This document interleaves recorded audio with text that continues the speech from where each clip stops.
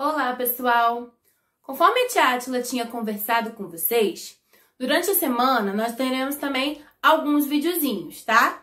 Nós vamos ter nossas aulas online todo dia, mas também vai ser necessário a gente colocar alguns videozinhos por conta do nosso conteúdo. E hoje nós vamos fazer aqui português na página 19. Nós vamos começar a leitura desse textinho aqui, ó, lá na página 19 aí dos índiozinhos, ok? Então vamos ver o que vai falar aí. Português, página 19. Olha o que o videozinho tá falando. Não sabemos ao certo o que as pessoas que moravam nas cavernas queriam dizer com os desenhos e as pinturas que faziam nas rochas. Mas foi a necessidade e a vontade de se comunicar desde essa época que contribuiu para a invenção da escrita muito tempo depois. Então, como nós já estudamos, né, existiram as pinturas rupestres e a partir daí o homem percebeu que ele poderia se comunicar através da escrita. Com o passar do tempo, né, muitos anos se passaram, a escrita foi se desenvolvendo. Mesmo com a invenção da escrita, não foram todos os povos que fizeram uso dela instantaneamente. Então, mesmo depois que a escrita existiu, não eram todos os povos que faziam uso dela. Os primeiros habitantes do Brasil, os indígenas brasileiros, por exemplo, criavam e contavam histórias fantásticas por meio da fala, de sinais ou de gestos. Elas eram passadas oralmente de geração para geração e não eram escritas. Muitas dessas histórias que sobreviveram ao tempo já estão registradas em livros. Você já leu alguma história indígena? Pensa aí, será que eu já li alguma história indígena? Pensa em qual dessas que você já leu. Por que os indígenas não escreviam sobre os acontecimentos e suas histórias? A gente não sabe de certo por que os indígenas não escreviam, né? Mas a gente sabe que eles gostavam de contar essas histórias, de passar a sua sabedoria de geração para geração de forma falada, né? Ou através de rituais, ou de músicas, ou de gestos. O que pode acontecer com uma história ou informação que não seja registrada? Ó, eu não escrevi lá aquela história e passei. Eu contei só a minha história.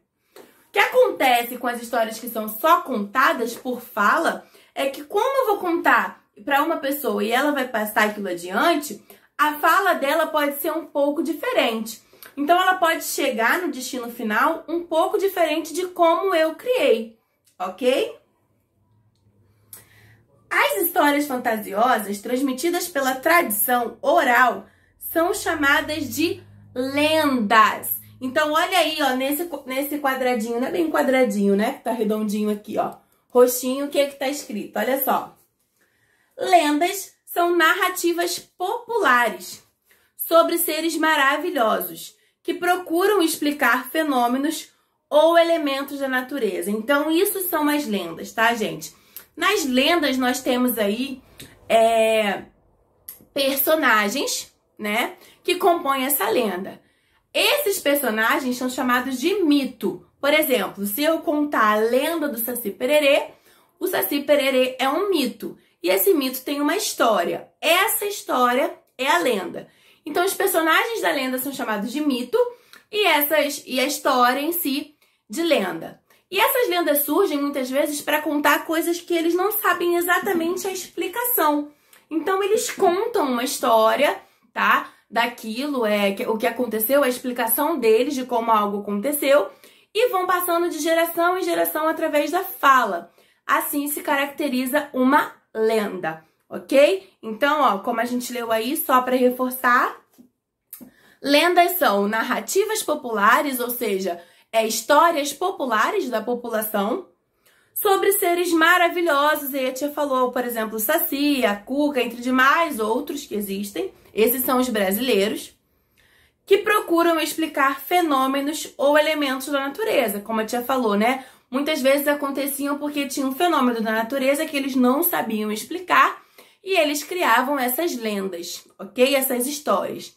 Uma coisa importante sobre essas lendas, sobre essas histórias, é que elas não têm comprovação. Não é uma coisa certa de que aconteceu. Por isso as pessoas dizem que elas são fictícias. As pessoas imaginaram ou criaram essas lendas, ok? Lá na página 20, nós vamos ter uma lenda aí, ó. A lenda da Vitória Régia. Página 20, a tia Átila vai ler com vocês, tá? Acompanha aí. Os pajés Guarani contavam que, no começo do mundo, toda vez que a lua se escondia no horizonte, parecendo descer por trás das serras, ia viver com suas jovens prediletas. Diziam ainda que se a lua gostava de uma jovem, a transformava em estrela do céu. Nayá, filha de um chefe e a princesa da tribo, ficou impressionada com a história. Então, à noite, quando todos dormiam e a lua andava pelo céu, ela, querendo ser transformada em estrela, subiu as colinas e perseguia a lua na esperança de que esta visse. E assim fazia todas as noites, durante muito tempo. Mas a lua parecia não notá-la e dava para ouvir seus soluços de tristeza ao longe. Então, uma noite, a Índia viu, nas águas límpidas de um lago, a figura refletida da lua. A pobre moça, imaginando que a lua havia chegado para buscá-la, se atirou nas águas profundas do lago e nunca mais foi vista. A lua, querendo recompensar o sacrifício da bela jovem, resolveu transformá-la em uma estrela diferente daquelas que brilham no céu. Transformou-a então numa estrela das águas, que é a planta Vitória Régia.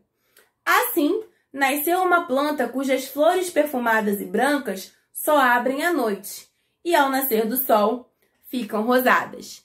Então, gente, como a tia explicou, né, que a lenda geralmente é para explicar um fenômeno da natureza, os povos antigos não sabiam exatamente de onde surgiu aquela Vitória Régia, né, como surgiu aquela planta, por que ela só abria à noite. E aí surgiu essa história, essa lenda, com a explicação sobre a planta da Vitória Régia. Mas não é nada científico. Tia, então é verdade? É assim que surgiu a Vitória Régia? Não, isso não é científico. Isso é uma lenda que algum povo, em algum lugar, contou, foi passando de geração em geração e se criou essa lenda, ok? Gente, agora vocês vão responder, ó, aí na página 27. Olha o que tá falando aí na página 27, ó. Número 1. O que essa lenda indígena procura explicar? Vocês vão escrever aí. O que ela tá explicando? O que essa lenda indígena quer mostrar? Tá falando sobre o quê? Número 2. Quem era Nayá? Qual era o seu desejo? Número 3. A Índia viu, nas águas límpidas de um lago, a figura refletida da lua. Letra A. A lua estava no lago? A lua estava dentro do lago? O que ela viu na verdade? Tem 2 perguntas aí, tá? Escreva o que aconteceu então com Nayá. Nayá viu a imagem refletida da lua e o que ela fez? Ela fez alguma coisa. E quando ela fez isso, o que aconteceu? Vocês vão escrever aí, tá? Número 4. A que povo indígena pertence essa lenda? Transcreva do texto o trecho que comprova sua resposta. O que é? Transcreva. Lá no texto vem dizendo qual é o povo indígena que contava essa lenda. Você vai lá e vai copiar como tá no texto aí, esse pedacinho, tá bom? Gente, terminado, me mandem fotos que a tia vai fazer a correção com vocês através de fotos, tá? Então manda pra mim lá a fotinha, pra eu ver se tá tudo certinho e aí eu corrijo com vocês, ok? Beijinho, tchauzinho!